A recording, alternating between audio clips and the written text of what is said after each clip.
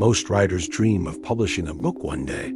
But what if that day doesn't come until you're almost a century old?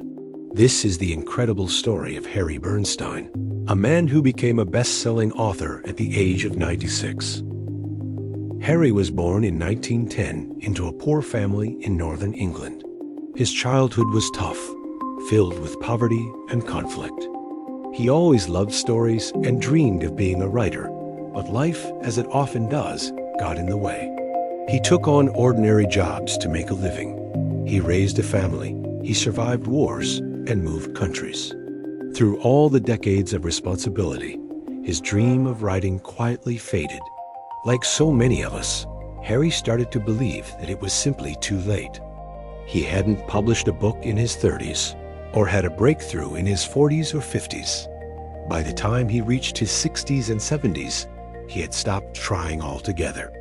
The world tells us that if you haven't made it by a certain age, you've missed your chance. But Harry's story proves that wrong. It wasn't until he was in his 90s that something inside him shifted.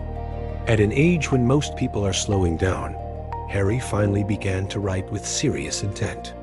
He wasn't trying to follow trends or become famous.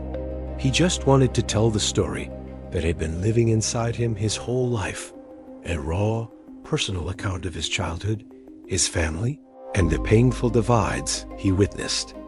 At 96 years old, Harry Bernstein published his very first book, The Invisible Wall, and what happened next shocked everyone. It became an international bestseller. Critics and readers praised its honesty, its clarity, and its deep emotional power. People all over the world connected with the voice of a man who had lived long enough to tell the truth without any fear. Harry didn't become a celebrity overnight. He didn't build a personal brand. He just told his story when he was finally ready to tell it. He went on to publish more books, even after turning 100 years old.